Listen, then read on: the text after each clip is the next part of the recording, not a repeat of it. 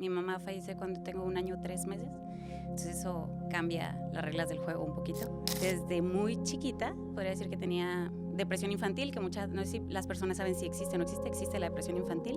Creo que sí tenía una tristeza como muy profunda, o sea, una melancolía se le puede llamar, ¿no? Cuando la tristeza se va un poquito más grande. Y yo creía que así estaban todas las personas. ¿A qué se debía? ¿A la falta de tu figura materna o también a el que tu papá estaba ocupado en darles este sustento? ¿Qué es lo que te generaba esa situación? Al inicio entiendes que te falta algo. No tengo que estorbar, entonces hay que hacer todo lo que hay que hacer porque esta no es mi casa, pues. Porque tu pensamiento es, ¿qué hago aquí? ¿Qué hago Sí. aquí? ¿Qué hago aquí? ¿Qué hago aquí? Todas las noches. Y claro, pasó por mi mente como de, ¿y qué estaba pensando? ¿Por qué tuvo una hija? ¿Por qué me dejó? ¿Por qué me abandonó? Y eso hacía que la gente se confundiera, que pensaran que yo estaba 100% bien, cuando creo que la estaba pasando interiormente complejo. O sea, entendía más de lo que quería yo. Hay otra manera de pensar, hay otra manera de ver. Tal vez te dio el regalo más grande. Claro, dije, o sea, estás aquí por alguien, no estás aquí porque pues, no eres producto de la nada, o sea, alguien.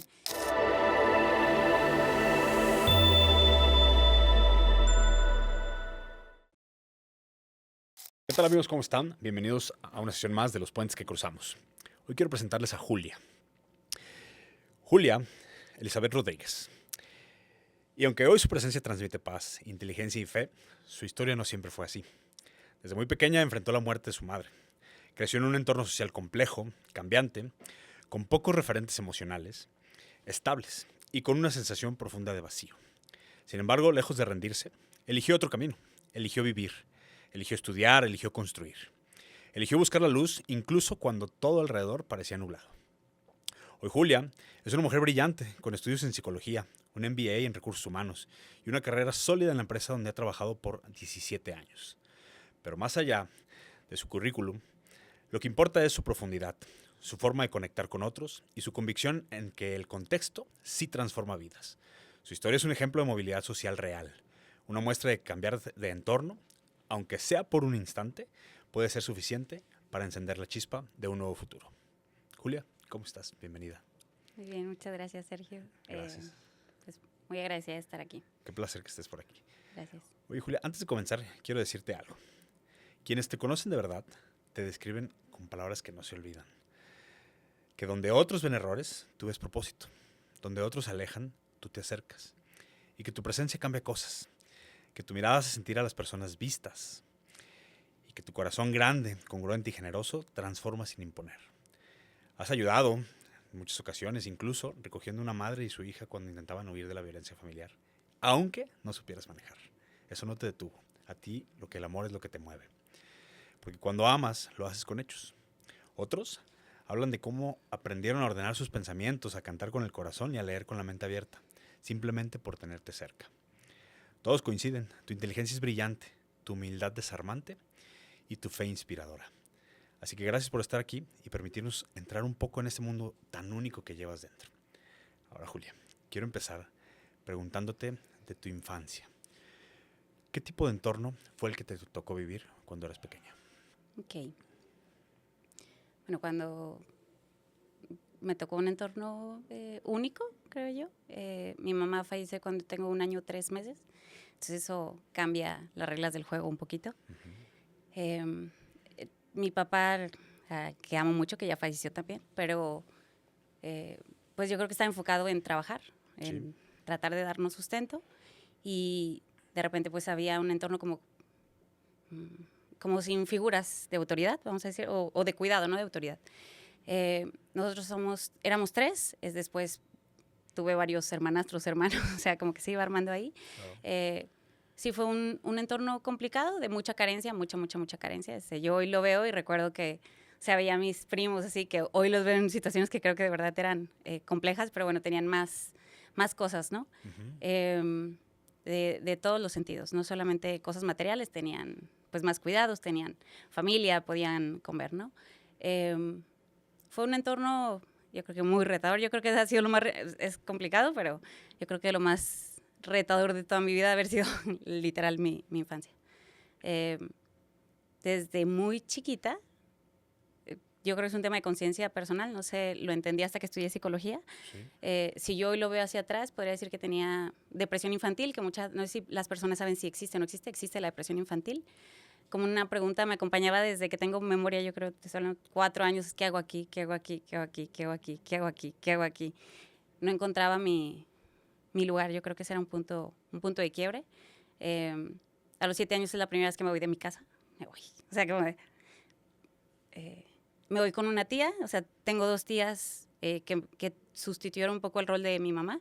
Okay. Una de mi papá, una de mi mamá, a las 2, o sea, siempre he estado muy agradecida con eso, o sea, yo sería muy desagradecido decir, estuve sola, claro que no, o sea, sola no estuve, hubo 2 figuras muy presentes todo el tiempo, con su línea respectiva, y la línea como que yo también dejaba cruzar o no, pero bueno, me voy la primera vez y una vez que vi que me podía ir, yo creo que eso lo hice hasta los 20 y tantos, o sea, no encontraba mi lugar, o sea, estaba un tiempo con mi papá y un día saliendo de la primaria, me iba con mi tía y ya no volvía. De 4, 5, 6 días, un mes. Y luego iba con otra tía. Era como donde me iba sintiendo cómoda. Lo que me hace sentir cómoda eran mis amigos, probablemente, ¿no? Donde tenía amigos, ahí me quedaba. Y nada, pues siempre tenía siempre tuve un lugar a donde llegar. Que eso para mí, en mi caso, me hizo una diferencia absoluta. Sí. No fue igual para mis hermanos. Siempre tuve un lugar. Mis 2 tías, la verdad es que pues me querían, esa es la verdad. Quizás porque era yo la más chiquita y no sé, ¿Tus hermanos son mayores? Mis hermanos son más grandes. ¿Hombres? Tengo una hermana más grande, tengo un hermano, o sea, una hermana que me lleva 7 años, un hermano que me lleva 3 y tengo un medio hermano hombre más o menos casi de mi edad. Y bueno, pues la verdad es que fue eso, o sea, fue un entorno complicado, muy complejo. No sé si, o sea, sigue siendo parte de la infancia, pero bueno, yo creo que tipo 9 años como que me cansé porque era muy callada, me hacías así y lloraba. Era muy sensible. Sí, muchísimo, ¿no? O sea, hay historias ahí urbanas, ¿no? O sea, cuando ven a mis sobrinos, tengo muchos sobrinos, han de ser como 19, y les dicen, cuando alguien llora como tu tía Julia, cuando era niña, que eso es súper importante, ¿no? Okay. Y era súper obediente, vamos a decirle, o sea, limpiaba, barría, o sea, jamás rezongaba. Si mis primas las mandaban por un mandado, ellas sabían perfecto que el mandado lo podía hacer yo, por supuesto.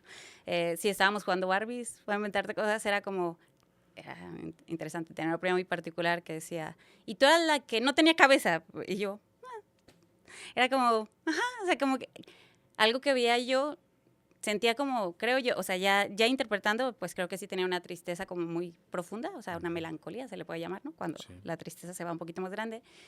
Y yo creía que así estaban todas las personas. Okay. Entonces, como que había de otro modo una compasión, o sea, decir, claro, lo hace no porque quiera hacerlo, lo hace porque está igual de triste que yo. O sea, es como, la gente no se puede sentir de otra manera, simplemente estamos todos aquí haciendo que nos sentimos diferente, ¿no? Pues fue un entorno muy complejo, tenía amigos desde los 9 años, pues se drogaban, fumaban. Algunas amigas me decían, sus mamás, ¿no? Que andaba yo digamos, en el lodo y no me embarraba, por decirlo de alguna manera. Algo que me ayudó mucho fueron las calificaciones en la escuela, siempre me fue bien, entonces como que las personas confunden muchas veces, ¿no? El tema de, pues, le va bien en la escuela. Está bien, claro. ¿Cuál es el problema? No puede haber un problema, ¿no? Y nada, yo siempre digo, pues viví casi todos los días en la calle. No porque sabía que podía llegar a un lado y la razón me daba para entender que no me podía quedar a dormir en la calle. Entonces tenía que llegar y de repente con mi tía y jiji, pobrecitas, porque yo creo que no sé cuántas veces llegué pues, toda mi vida sin avisar, así. Algunas veces me decían, ¿te vas a quedar ya aquí o no? O sea, era como de, no sé cuándo llegas, cuándo no llegas. Pero bueno, aún así, pues tuve muchos amigos. Yo siempre digo, mis amigos me hicieron la vida, o sea, toda la vida. O sea, y nada, pues fui aprendiendo, tuve amigos de todos los tipos habidos y por haber, que hacían cosas habidas y por haber. Y como que entendía que si generaba un lazo de cariño, pues iba a estar protegida. Entonces, como que sí buscaba un tipo de protección en otro lado. Pues fue más o menos así. O sea, sí fue un entorno complejo, pero a la vez muy, muy libre. O sea, no sé, 5 años, de verdad, o sea, me tenía que hacer de comer. planchar el uniforme, que no lo planchaba obviamente. Lavar mis calcetas, no sé por qué, era como no sé si teníamos 1 o 2 pares, porque era todos los días, no sé cómo, o sea, como que hoy, para mí eran normales, tienes que lavar el uniforme, te lo pones, iba en la tarde, entonces lo lavas en la mañana, te lo pones en la tarde y ya está. Y si no, lo planchas para Claro. secarlo, ¿no? Así como si Que salga está, vapor. sí Oye, está Julia, mojado. Y esta ya. melancolía con la que vivías, este estado de Ujú, tristeza permanente, si tu mamá fallece tan joven, siendo tú ujú. tan joven, tenías 1 año alrededor, ¿a qué se debía? ¿A la falta de tu figura materna o también a el que tu papá estaba ocupado en darles este sustento? ¿Qué es lo que te generaba esa Ok. situación? A ver, al inicio, o sea, entiendes que te falta algo, Ujú, o sea, lo ves. claro. Eh, y sobre todo aquí, no sé, o sea, es una figura que me llama mucho la atención, obviamente. Pues fue algo que me faltaba, es algo a lo que prestas atención, ¿no?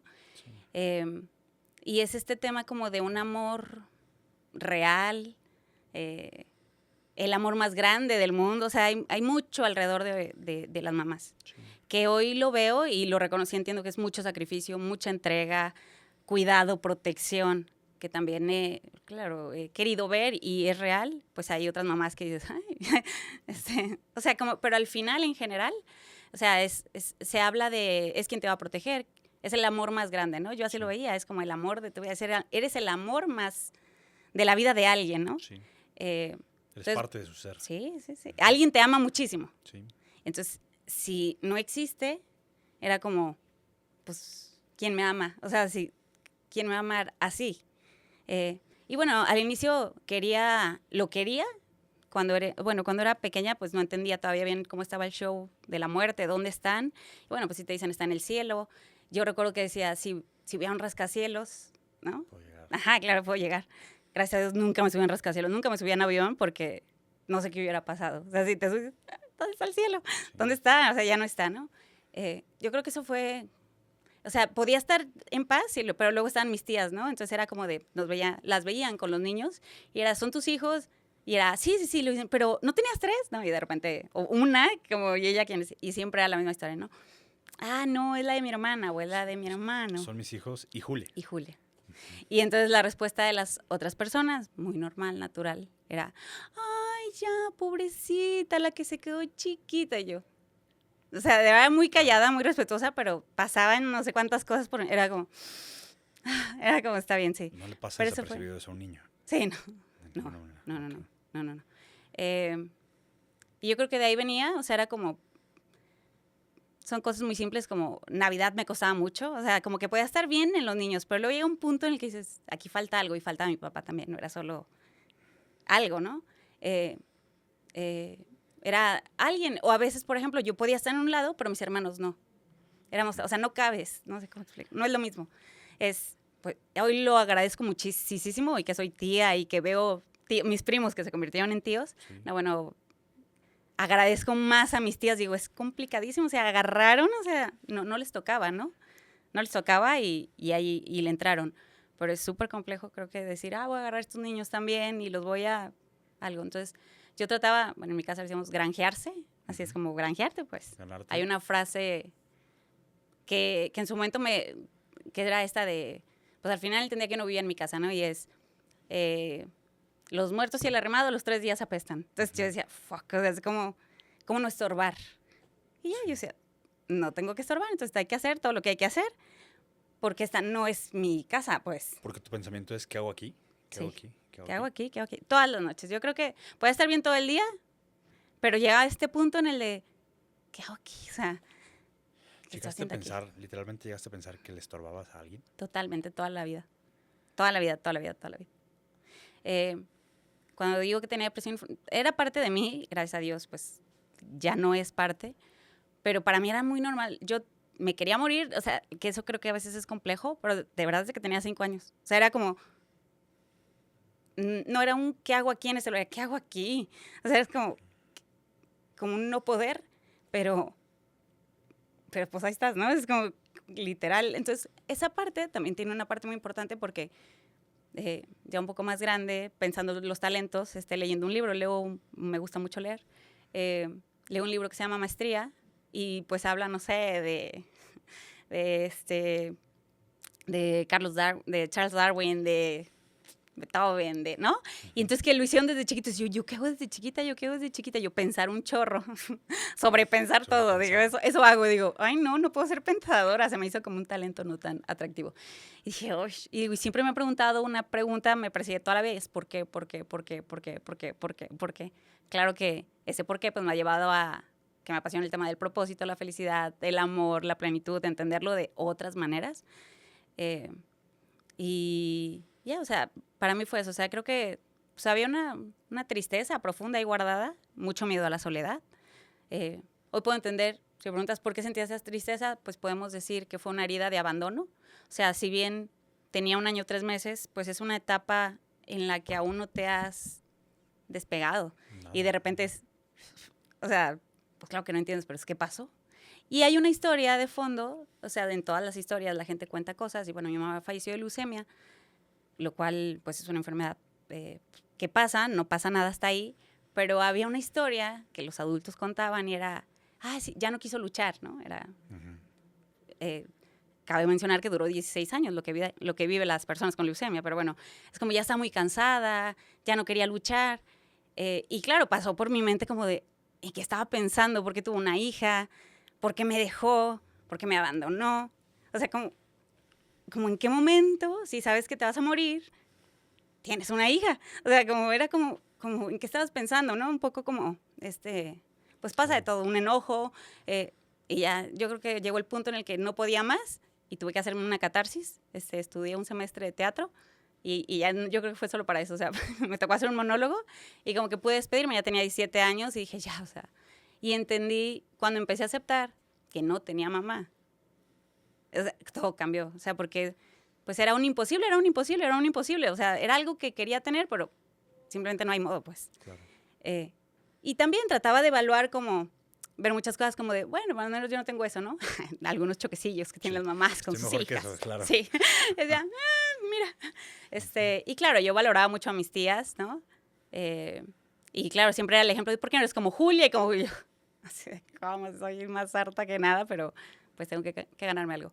Pero sí, o sea, el tema de estorbar yo creo que me persiguió muchísimo. O sea, yo creo que era como este tema de, pues no tengo un lugar, no soy aquí, yo creo que un poquito por ahí. ¿Y qué pasó con tus hermanos? ¿Crees que lo padecieron más o menos igual o no? ¿Cómo lo vivían ellos? A ver, mis hermanos fue diferente, no sé si tiene que ver... No creo que tenga que ver con que yo era niña y ellos niños. Pero bueno, pues era uno muy vago. Bueno, mi medio hermano, que incluso él sí tenía mamá, pero bueno, a veces estaba con nosotros, era demasiado vago, ¿no? Y mi otro hermano, un poco también, y si no eran tan serviciales, ordenados, limpios, bueno, yo lo aprendí, o sea, pues no había cabida, es diferente. Entonces, pues no, terminaban fuera, ¿no? Entonces, mucho tiempo yo no sabía dónde estaban ellos. Yo creo que eso era algo que me movía mucho. A ver, alguna vez habré pasado hambre. Lo sé porque lo escribí alguna vez. Si me dices, ni me acuerdo. Okay. Pero escribía mucho y yo, y ya no quiero ver esto, de esto que fue, ¿no? ¿Escribías desde niña? Sí, algo, ¿no? O sea, pero, por ejemplo, comía y yo decía, ¿y si no están comiendo ellos? ¿Y si no tienen dónde dormir hoy? Y cosas así, ¿no? Bueno, pues es diferente. Yo creo que es Dios, no sé. Pero yo nunca ni fumé, no tomaba, no me drogaba, no tenía sexo. Entonces yo creo que esa parte era como un poco más... Estás en el lodo, pero no te ensucias. Sí, y pues no es lo mismo, ¿no? Pues mis hermanos no siguieron el mismo camino. Pues entraron al tema de las adicciones, lo cual ya te cambia... O sea, como que le agregas.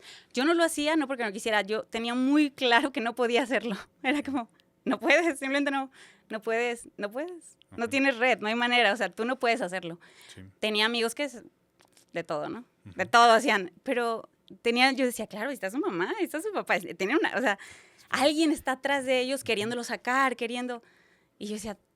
Tú te vas. Claro, porque yo dormía un día acá, un día allá, un día allá, un día allá, muy feliz, muy libre. O sea, me fui a la playa a los 12 años. ¿No? Muy divertido, o sea, de verdad, yo les digo, mira, el 99% fue divertido, 1% un poco doloroso porque tenía una libertad. ¿Cómo ocurre eso? ¿Dónde están? ¿Quién había que te podía poner un freno? No me imagino cómo una niña puede decir, hoy sí llego a dormir, paso 3 meses acá, me voy a la playa. ¿Cómo? ¿Cómo ocurre eso? Am, a ver, lo Ah, primero es que sí. tenía buenas calificaciones. Ese Ok. es un gran error, ¿no? Entonces la gente dice, No, no pasa nada. Julia es una buena Claro. niña, tiene 10. O 10 si quisiera, yo creo, 9 sin hacer tarea.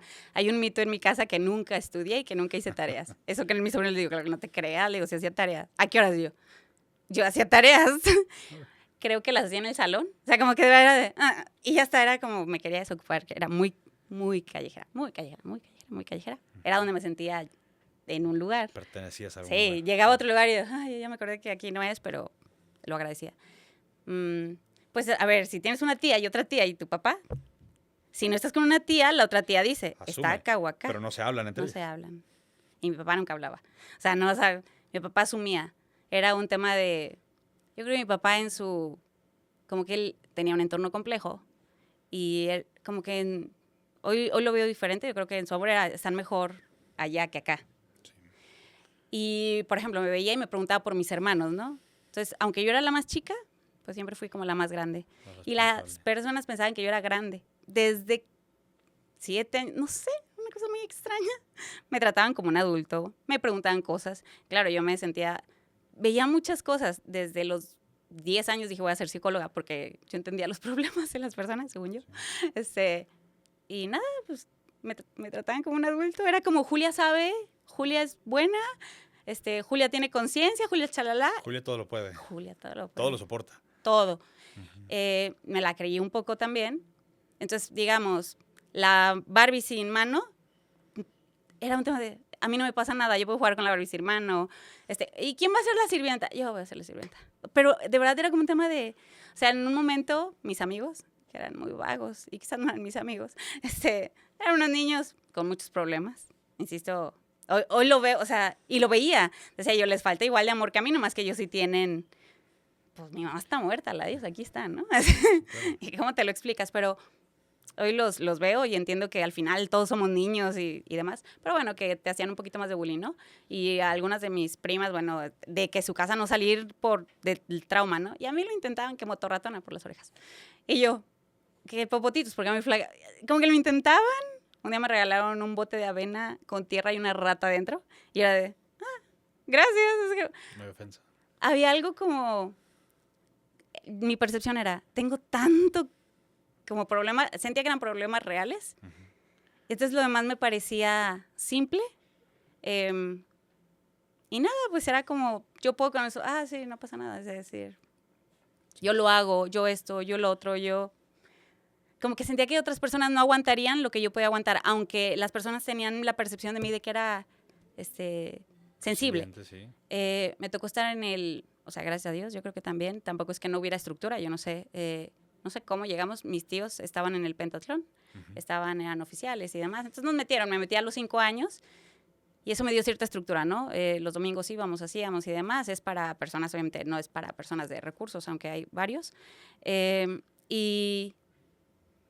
me la pasaba arrestada todos los domingos. Arrestado es quedarte, terminas y te Castigado. quedas otro rato, porque no llevaba las calcetas del color, porque no iba bien peinada. Amigos de ahí que me llevan, no sé, 30 años, digamos. Era greñuda, mocos, pues claro, como uno se puede ir, ¿no? Pantalones rotos, como fuera.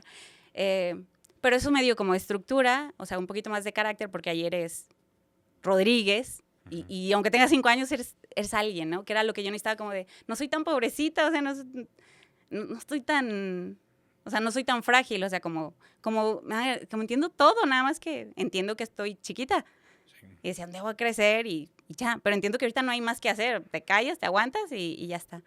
Y bueno, ahí me tocó, no sé, en el menor se le llama, pues de repente ya que te dejan encargada y que si la escolta, que bla, bla, bla. Y nada, siempre me tocó estar encargada de lo que fuera en la escuela, me iba muy bien. Me tocó ir a representar a mi escuela y nada, los maestros decían, pues Julia, lista, ¿no? Claro. Y eso hacía que la gente se confundiera, que pensaran que yo estaba 100% bien, cuando creo que la estaba pasando interiormente complejo. O sea, entendía más de lo que quería, yo creo. Entendía muchas más cosas de las que necesitaba entender. Cuando tienes esta catarsis y estudias teatro, ¿qué fue lo que ocurrió en tu cabeza? Que dices, ya no puedo más, tengo que hacer algo y el teatro es la salida. ¿Cómo ocurre? No, yo creo que el teatro fue una casualidad. Yo tenía ya 17 años.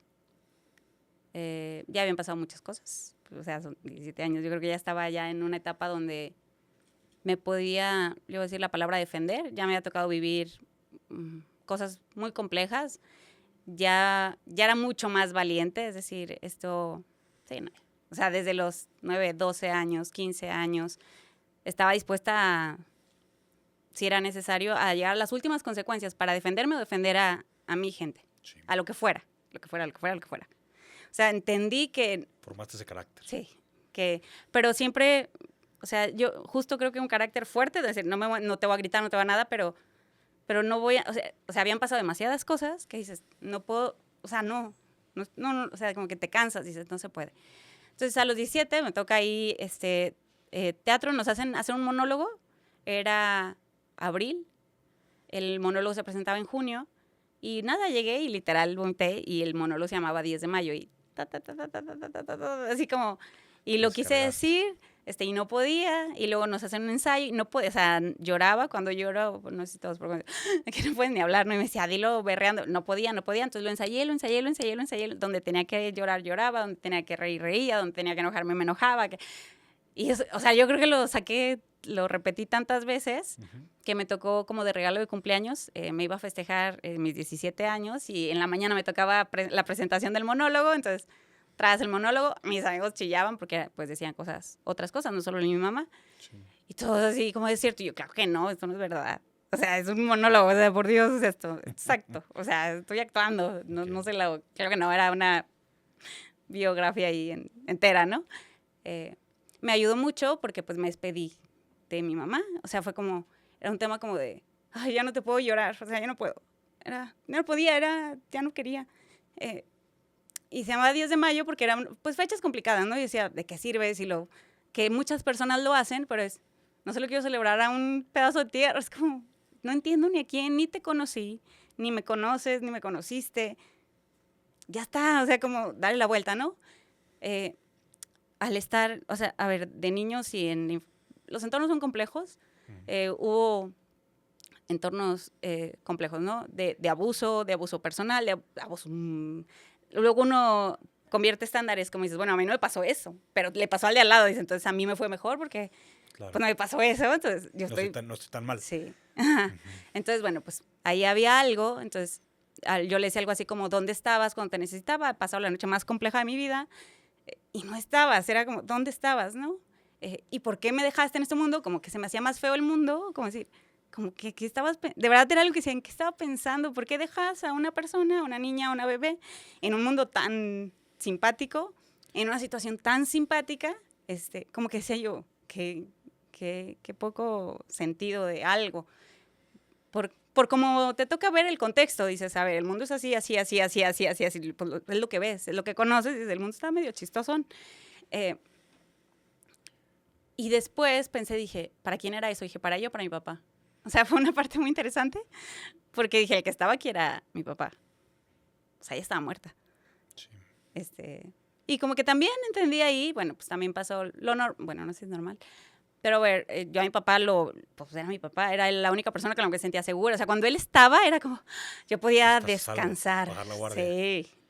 Sí. Lo esperaba las veces que lo veía con mucha ganas. Y no sé, o sea, era Entonces busqué también mucho tiempo su aprobación, y no es que no me aprobara, como hice de todo, ¿no? Como hola, no, mi papá era la persona más, le conté de todo, o sea, como, oye, mi papá, tranquilo, era como, o sea, le decía, papá, voy a ir a la playa, vamos, no sé, lo cual siempre tuve muy buenos amigos, como 24 nos juntábamos todos, y yo, va fulano, diviértete, y yo, bueno, papá, nos vamos a quedar 3 días más, diviértete, bueno, ahora voy a ir a Chapala, diviértete, bueno. ¿Te daba esa libertad y tú crees que como tratando de compensar tu carencia o él era así, su personalidad? Así era. Mis tías me decían siempre, o sea, una tía que quiero mucho, que es muy seria, y me decía, no tengo problemas cuando vivía con ella, porque ella sí me dijo, Julia, necesito que te decidas, o sea, yo ya no puedo con esto, ya tenía 15 años, me dijo, o sea, Allá o acá. sí, o sea, como me generas un tema, ¿no? Y me lo imagino. Y yo, no, sí, claro, me vengo. Y bueno, pues yo era muy callejera, entonces me decía, no tengo ningún tema de verdad, o sea, te quiero, todo bien, pero eres muy callejera. Y yo, como que decía, ¿y cuál es el problema, no? Callejera lunes, martes, miércoles, jueves, viernes, sábado y domingo. Todos los días tenía un plan, todo, porque tenía muchos amigos. Y me acaba de decir eso y yo, pero ¿puedo unas micheladas? Así como de, y después viene a una playa y yo voy a la playa, mi tía, y yo, ya me voy, tía, no se preocupe. O sea, yo me voy a la playa, yo no vuelvo, usted tranquila. O sea, yo sé que son sus reglas, Y recuerdo mucho un mensaje que mandaba y me decía, Julia, sé que te sabes cuidar. Como que la gente confiaba en mi criterio, sí, más de lo que debía, ¿no? ¿No es cierto? Y nada, me decían, sé que te sabes cuidar, que no vas a hacer, pero como que había una parte de, pero no entiendes el contexto. Ajá. Julia, antes de avanzar al contexto, te quiero preguntar, en ese desahogo del 10 de mayo, ¿perdonaste a tu mamá?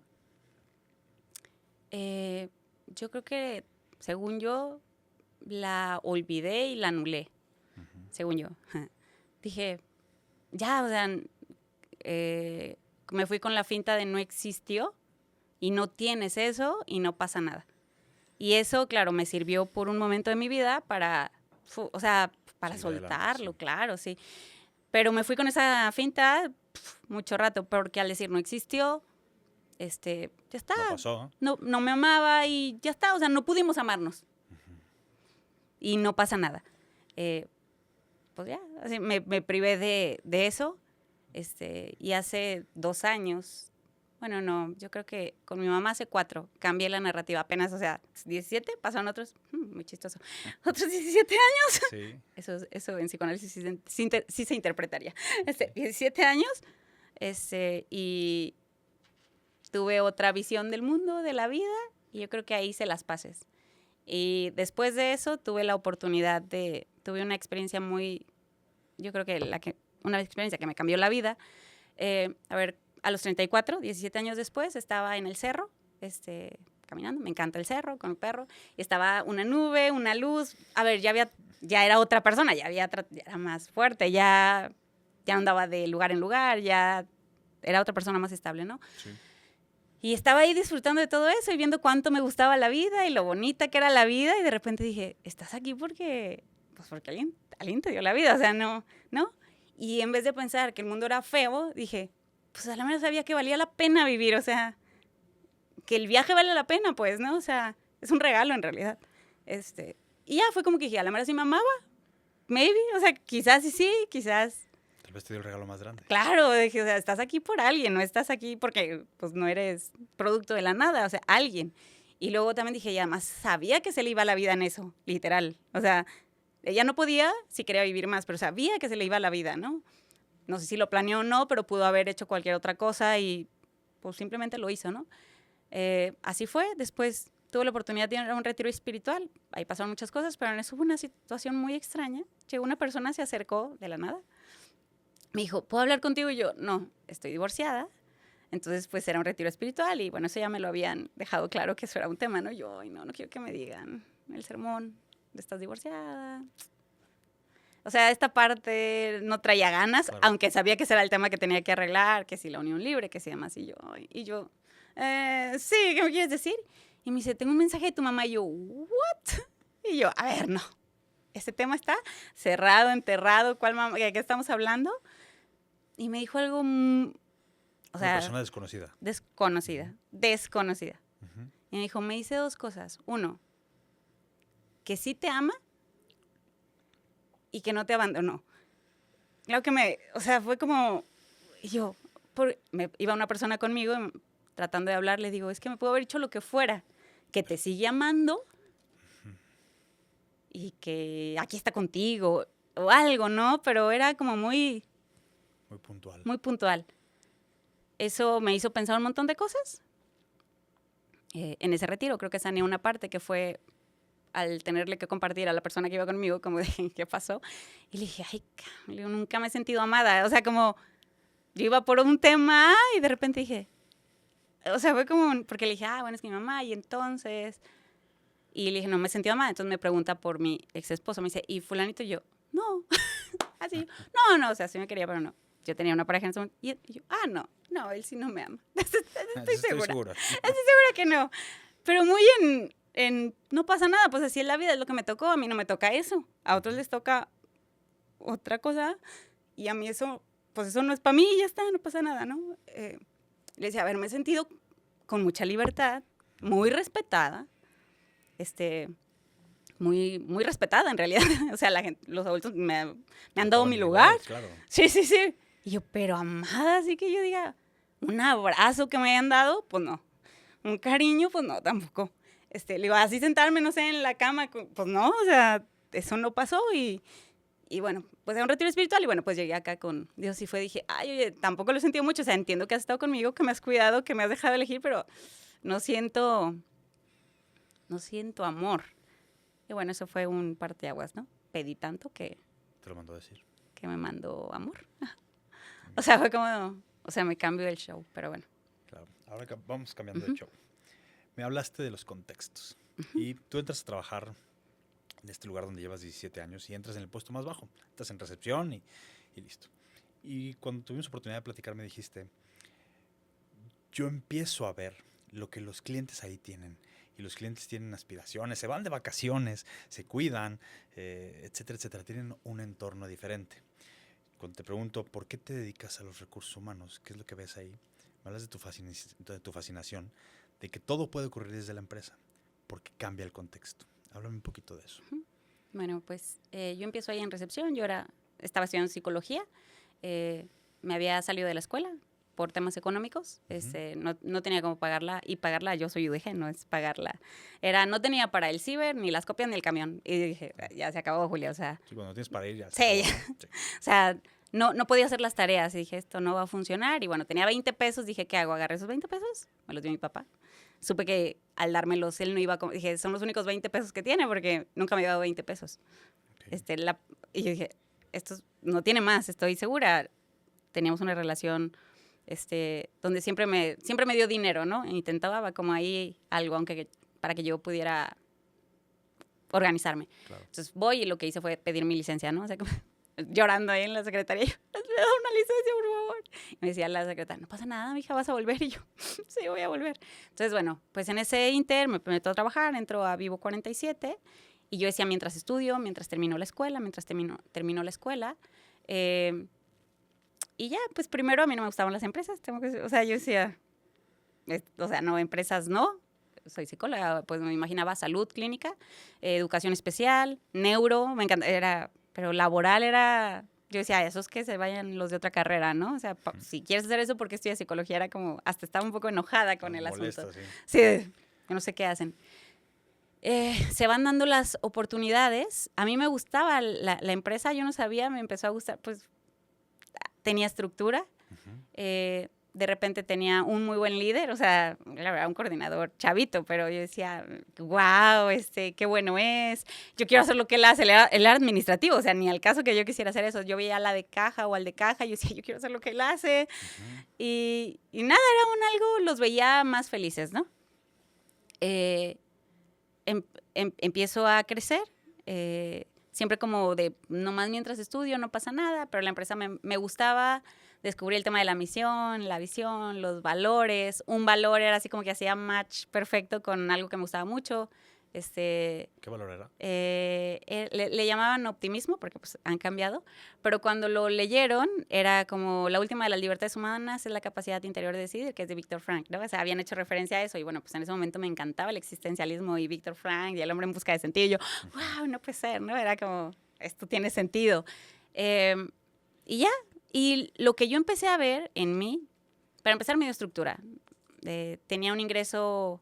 Estable. Chiquito, lo que fuera, pero era estable. Estaba entretenida todo el día, no estaba en mi casa, lo cual me ayudaba un chorro. O sea, salía yo 5 de la mañana, llegaba a 11 de la noche y yo feliz porque no tenía que estar ahí. Sí. Y ya. Y después se da la oportunidad de platicar con el fundador y con la directora de Capital Humano o Desarrollo Humano. Y entonces dicen, ¿qué estás estudiando? Psicología, ¿no? Y entonces dice, ahí está, para que te la lleves. Y yo, ¿a dónde? Recursos humanos no tenía ni idea, ni la más mínima idea de lo que hacían. Entonces lo googleé, yo no tengo idea, pero vamos a ver. Entonces me invitan allá y cuando entendí un poco como de lo que se trataba, y al verlo en la empresa, bueno, me empecé como a enganchar y me empezó a gustar, me gustó un montón, pero me costó otro tanto decidir que ya no iba a ser clínica, que ya no iba a ser psicóloga, que algo así. Tu costo de oportunidad. Sí, entonces empecé a estudiar diplomados, hasta que dije, ya, Julia, ya puedes estudiar la maestría, o sea, ya, déjalo ir. Antes de hacer el MBA, todavía fui a buscar una maestría en psicoanálisis ¿será que aquí se va a hacer? Pero bueno, me fui por acá. Y el ver el tema de las empresas, que yo no lo había visto, no lo sabía, primero fue las empresas cuando tienen un propósito, misión, visión genuino, o sea, cuando en verdad lo quieren hacer, o sea, me di cuenta que había poder como poder de acción, o sea, las cosas pasan, lo pueden hacer más rápido, tienen recursos, tienen dinero, pueden mejorar la calidad de vida de las personas, pueden subir el ingreso, pueden incentivar a las personas, las hacen sentirse reconocidas, sentirse importantes, y empecé a ver que había personas que llegaban, que en su casa quizás tenían una situación complicada, y luego de repente yo los veía como si fuera el único lugar donde fueras un poco más importante. Claro. Y eso me empezó como decía yo, esta es otra manera de ayudar a las personas, de servir a las personas, pero un poco más práctica, o sea, puedes ayudarlos genuinamente a que cambien de contexto. Algo que yo empecé a notar fue este tema yo digo que son como dos culturas, por el tipo de empresa en la que nosotros trabajamos. El socio, pues tiene otro nivel socioeconómico, ¿no? Diferente al del colaborador. Y esa mezcla o sea, lo que vi dije, tiene riqueza social, hay otra manera de pensar, hay otra manera de ver. Te enteras, o sea, de cosas que ni te habías enterado. Yo no sabía, cuando yo llegué a esa empresa, conocí al TEC de Monterrey porque, pues, y el TESO. Sí.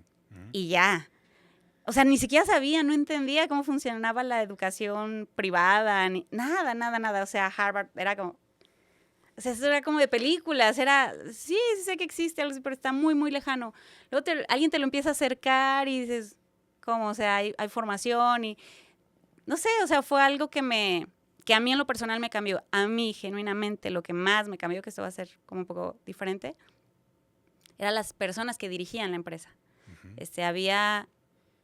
en particular un par de gerentes en ese momento, muy humanos, unos tipazos con algo que yo no había visto. O sea, eran hombres, yo tenía mi visión el mundo es muy complejo, te tienes que defender, los hombres son de cierta manera, pasan ciertas cosas, las familias funcionan de cierta manera, las relaciones son de cierta manera, aunque yo no tenía ese tipo de relaciones, pero lo veías y bueno, tenías que entrarle al quite, ¿no? O sea, un poco más de violencia y demás. Y de repente veo a estas personas que decía... Te rompieron el esquema. Son buenas personas. Están preocupados por su familia. Eran buenas personas. Sé que suena tonto, pero eran buenas personas. Y yo decía, caray. O sea, son buenas personas. Tenían esposa, tenían hijos. No sé, dije, ¿qué es esto? Esto es otra cosa. Esto no lo conocía. Otro tipo de matrimonios, otro tipo de pasión. ¿Qué está pasando? O sea, no lo sé. Y empecé a ver como que era un patrón. Y dije, ok, o sea, hay algo más allá. Yo siempre les digo, o sea, yo he tenido más maestros, digo, y cuando les digo maestros ha sido de la vida. Me han enseñado más con su vida que con lo que quizás me quisieran haber enseñado de management. Por ejemplo. Algo que me hayan querido enseñar. Seguramente me habrán enseñado algo. Pero para mí fue eso. Entonces, en mi caso entendí pues que las personas eran buenas, ¿no? O sea... que había pues familia y que eso seguía existiendo y que eso era bueno. Y también creo que el tema de la ambición y el desarrollo profesional y demás, pues bueno, sí se veía y lo veía yo en los otros colaboradores como que empezaban a despertar también y nada, pues para mí eso se convirtió primero en un contexto como sin querer, pero también si lo haces voluntariamente, si lo diseñas el contexto para que las personas crezcan, florezcan, se la crean, bueno, es una oportunidad, o sea... Hay una diferencia significativa entre... Me ha tocado hablar con varios colaboradores para cualquier cosa, ¿no? Y íbamos a hacer una dinámica, entonces fue de uno por uno. Y yo les preguntaba, ¿de qué estás orgulloso? Pues todos tenían historias, digamos, si no como la mía, sí. Pues muy similares, ¿no? Todos tienen sus batallas, ¿no? Claro, todo mundo, todos los colaboradores, claro, todos le han guerreado, porque Nada, porque así es el entorno, o sea, te toca y le tienes que buscar por A, por B, por C. Primero se deben terminar la carrera en su casa, igual que yo, o sea, nada. Que si su papá, que su mamá, que se murió, que lo que fuera, era como que lo mismo. Sí. Pero creo que si puedes diseñar entornos donde las personas empiecen a creer en ellos y puedan ver otra posibilidad, es algo que no lo vas a encontrar, no lo vas a encontrar en el entorno en donde vives y muy probablemente no lo vamos a encontrar en la escuela hoy como está diseñada. Entonces, para eso, bueno, me encanta el área de capital humano, desarrollo humano, recursos humanos, porque puedes diseñar algo para que la gente al menos vea algo más, ¿no? O sea, cuando las personas viven en su entorno, suponiendo que es un entorno complicado, ni siquiera pueden imaginar que existe una vida mejor, porque no lo ven, No lo ves. no lo viven ahí, no lo tienen al alcance. Es como ver algo de película, ¿sí? Cuando diseñas en la empresa las condiciones y es el ecosistema perfecto para que las condiciones se puedan dar y puedes ir escalando en esta movilidad social, es entonces lo que a ti te apasiona de los recursos humanos. Me encanta. Hoy tenemos un programa como muy en petit, que justo se llama, pues es de movilidad social, ¿no? Y algo que tengo ahorita como en este momento es cómo le recuerdas a la persona que es digna, que tiene un lugar, que no estorba, ¿no? O sea, Claro. que no tiene que ganarse un lugar.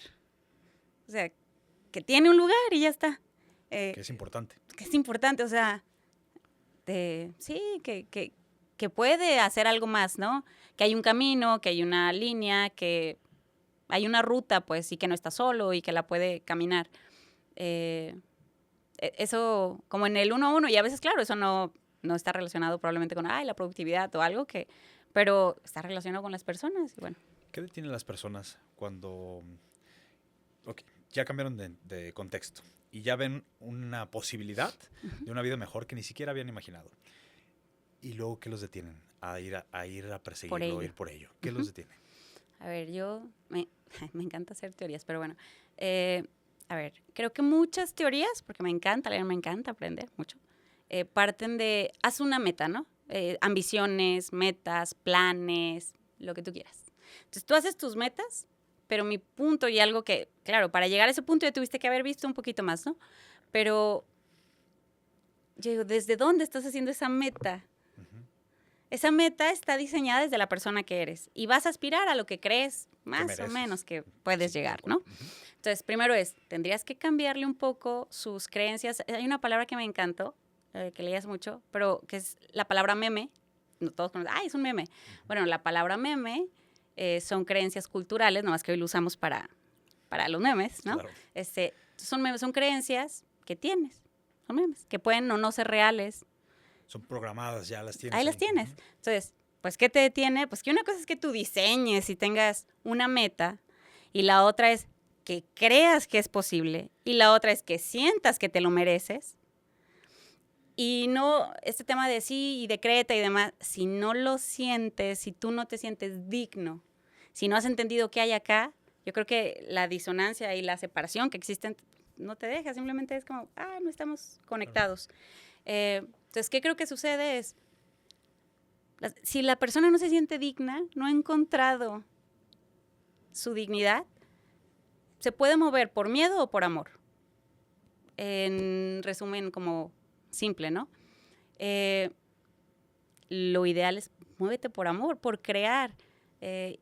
Y creo que cambia, por ejemplo, alguien podría querer ser el mejor del mundo. Sí. Yo, por ejemplo, digo, quiero ser la mejor yo, no sé si quiero ser la mejor del mundo, quiero ser la mejor yo. Donde Dios me quiera, donde yo vaya a servir, pero eso es igual de digno, es igual de valioso. Mi vida es igual de valiosa, igual de digna, que si me encargan 1000 personas a las que yo quiera transformar y cambiarles la vida, mi vida vale, yo también valgo, y quizás la vida que tengo que cuidar y amar pueda ser la mía. Empiezo por ahí. Y ya. Pero como que también creo que a veces vemos, es que si la meta no impacta a más personas, es como un tema ahí se juega entre el ego y un poco más el ego, pero entre el valer y no valer. Entonces creo que eso es lo que detiene. Cuando no hay propósito, dicen un buen porqué aguanta cualquier cómo. Cuando las personas nos ponemos metas, pero el propósito no está conectado, no te vas a mover porque no es tuyo. No vas por ello. no tiene propósito. En realidad tienes ambición, puedes empezar, puedes arrancar, pero yo sí creo que el corazón, este tema del vacío, o sea, el corazón te habla, te dice, o sea, sí, pero no me estoy llenando. Algo me falta, algo me falta, algo me falta. Yo creo que hay dos voces importantes para encontrar el propósito. Una es, la más fácil para mí, es ¿qué te duele? ¿Realmente qué te duele? Que dices, es que esto no puede ser. Pueden ser los perros en la calle. Que dices, es que pobres perros. Claro. La ballena azul, lo que sea, las personas, los niños, el cáncer, las embarazadas. Algo que te duele mucho, te duele por algo. O sea, estás conectado con algo. Hay un propósito, que yo creo que los propósitos no son de nosotros. O sea, el propósito existe. Sí. No te necesita. En realidad, tú necesitas el propósito. El propósito está afuera. ¿Y tú lo tomas como bandera? Y tú te conectas. Es como un núcleo y te atrae. Y tú dices, ay, como que yo soy de aquí. Claro. como que aquí me estoy conectando. Pero el propósito va a emerger contigo o sin ti. Tú necesitas al propósito. El tema es que escucho también que las personas nos apropiamos de los propósitos. Es mi propósito, como si dices, a ver, quiero servir a este propósito. Okay. A un propósito más grande. Y te conectas. Creo que hay diferentes núcleos como, digamos, imanes, ¿no? Si nosotros somos mente, cuerpo, alma, o somos energía, materia y la parte magnética, sí. ¿No? Pues la parte magnética se atrae con algo te llama, algo te atrae, y yo lo que digo, se me ocurre, que son imanes grandes, fuertes, muchos. Y tienen su atracción así. Y hay unos como que te jalan, ¿no? Llámale como quiera, todos buenos, o sea, no voy a decir cuáles, pero oye, pero tienes que cuidar a qué te atrae. Uh-huh. Y por más que tú digas, es que te atrae esto, ¿no? Sí. Cada quien los imanes que quiera tener, pero bueno, cuando, no sé, yo por ejemplo tomé una decisión y dije, bueno, quiero que mi imán sea esto, que sea amor, que sea servicio, que sea Jesús, que sea... Entonces dices, si me jala el otro, pues dices, a ver, quiero conectar con esto, elijo conectar con esto, aunque sí creo que hay cosas que te jalan, que dicen, tú como que perteneces acá. Creo que cuando perteneces a algo, no tienes que pedir permiso para entrar. Uh-huh. Tú eres de ahí. Sí. Solo entra con cuidado, con respeto, con amor, no criticando y destruyendo todo lo que esas personas han hecho. Oye, ¿quieres ser deportista? Nunca lo has hecho, pero aquí lo traes, los ves, te gusta. Tú eres, nomás entra con cuidado, haz lo que tienes que hacer, empieza siendo novato, lo que tengas que hacer para pertenecer, ¿no? Pero no tienes que pedir permiso, tú eres de ahí. O sea, tú perteneces, ese es o sea, tú estás conectado a ese propósito y puedes tener 1 o 2, pero habrá uno que te llene un poquito más. Sí. Entonces yo creo que cuando alguien se conecta con un propósito dice... Ahí soy. ¿Y cuál es la segunda voz? Yo creo que todo lo contrario. Es ¿qué me duele? Y la otra es ¿en dónde encuentro alegría o gozo? Esa alegría que va arriba de todo, que dices, esto me llena. O sea, no tengo que sufrir. No, o sea, no hay... La voz interior habla, ¿no? Y te habla con lo que te duele y te habla con lo que dices, es que esto me encanta. Me encanta, me llena, me encanta. Fluyo, no me pesa. Híjole, si lo pudiera hacer, a mí me encanta esta frase de ¿qué harías si no tuvieras miedo? ¿Qué harías si supieras que no vas a fallar, no? Y me encanta, alguien lo puso una vez, dice, el propósito dice, ¿qué harías aunque supieras que vas a fallar? ¿Y qué harías aunque tengas miedo? Son dos voces diferentes, ¿no? Pero es también una como... O sea, yo creo que una más fácil, para mí es más fácil identificar, es qué te duele, qué te indigna, que dices, esto no debería ser. Claro. Y por otro lado, que te encanta, dónde fluyes, dónde están tus talentos, dónde está tu alma, tus dones, tu regalo. Un poco como, ¿qué hacías de manera natural que probablemente se nos olvida, ¿no? O sea, ojalá, sí se olvida. O sea, habría que ver más a los niños y decir, oye, le encanta esto, dale. Pero bueno, eso depende otra vez del contexto y del entorno. Habrá un niño que bien podía ser futbolista, a los papás les daba miedo. Yo, cuando es un video, ¿no? Niños que están en bici, montaña, y dices, el papá ¿cómo lo dejó pasar por ahí? Pues los dejaron, y a otros no los van a dejar, por miedo, o simplemente nos van a empujar, o lo que fuera. Los memes de los papás. Los memes de los papás. Así es. Si tú pudieras hablar con una persona, hay muchas personas allá afuera que nos están viendo, y están parados en ese abismo que tienen que cruzar, que es el miedo, el cambio, la evolución, pero no se atreven a dar ese primer paso, ¿qué les aconsejarías? Okay. Hay un libro que me gusta mucho, me gustan muchos libros, pero este libro me gusta mucho y se llama La llamada del coraje. Uh-huh. Es como una serie de 4 libros que son 4 virtudes, creo que son las 4 virtudes cardinales, de Ryan Holiday. Y el libro empieza con algo que me encanta y la primera invitación es, si no es ahora, ¿cuándo? Y si no eres tú, ¿quién? Entonces, yo creo que cuando estás ahí y llegaste ahí con esto, no como un poco atontado de qué hago aquí, también pasa y hay que aprovechar como las casualidades de la vida que dices, mira, aquí llegué como un poquito más fácil, pero no, tú ya le metiste algo, ¿no? Siempre va a haber algo como que va a tratar de hacer un poco que dudes de ti. Para mí es que te aleja de tu dignidad, o sea, algo que te haga dudar es parte del equilibrio. Pero creo que si entendemos que el coraje es amor en acción, o sea, yo creo que si tienes que escoger algo que te mueva, como un poder que te mueva, o sea, el poder es como algo interno, la fuerza yo la puedo hacer de manera consciente, o sea, consciente, ejerzo, y el poder es algo que mueve solo, ¿no? Sí. Entonces, para mí, si tienes que escoger un motor, una fuente de poder, tendría que ser algo que ames. Yo creo que se vale preguntarte si no quieres dar ese paso, si lo amas, no lo amas, es decir, ahí está tu corazón o no, y quizás, también creo que quizás si lo cruzas, ¿no será que te estás desviando o sea, como que yo creo que hay un tema de escuchar, te puedes hacer silencio y si es, pues, si no es ahora, ¿cuándo? Y si no eres tú, ¿quién? Y el tema es que solo es el primer paso, ni siquiera sabes a dónde te va a llevar, que yo creo que eso es lo más mágico. No tienes ni idea a dónde te va a llevar, o sea, lo que sea. Y, no lo sé, si ya estás en un punto más cuidado, creo que si hay un nivel, ¿no? Que dices, bueno, ya es un poquito más estable. Algo que viene en El Alquimista que me encanta y dice, pues cuando se avienta a conocer el mundo y la aventura, dice, y si no, siempre voy a volver a ser vendedor de ovejas. Claro. O sea, pero con todo es decir, dale, o sea, has construido algo. Si tú le das con amor, con valentía, siguiendo el sueño, siempre vas a poder ser lo que eras antes. O sea, si eso está ahí, tú puedes volver a eso, pero siendo otra persona también y con más conocimiento y con más aprendizaje. Entonces yo creo que sí tiene que ver un tema con coraje, yo sería la palabra, pero entendido como amor en acciones. Si incluso como acometer. En este libro hay una frase que me encanta que es de Gandhi y que era muy pacifista o pacifistísima. Y entonces a mí me encantó porque yo mucho tiempo me identifiqué con esa palabra, con ser valiente, ¿no? O sea, y el valor viene a pesar del miedo, no es la ausencia de miedo, ¿no? Eso sería un poco más osadía. No. Bueno, y la frase es, si tengo que elegir entre la cobardía y la violencia, elijo la violencia. No estamos hablando, pero es antes de no darle, es decir, si tengo que acometer más, eso tiene que ver, hazlo que para atrás. O sea, si no lo estás haciendo por cobardía, yo creo que tienes que hacerlo. Si no lo estás haciendo porque no te suena, yo creo que ahí sí es un... Replantéate. Claro, dices. O sea, no creo que todo sea dale para adelante, dale para adelante, dale para adelante, dale para adelante. No creo. O sea, creo que sí hay un tema de qué quieres realmente, o sea, ser un poquito más honesto. Eso creo que es algo que sí me acompañó siempre cuando alguien platicaba conmigo. Además, yo le decía, solo no te mientas a ti. Era como, solo a ti no. A mí dime lo que tú quieras, ¿no? Que sí, que te mueve, que no te mueve, pero a ti no, porque... Ni te puedes engañar.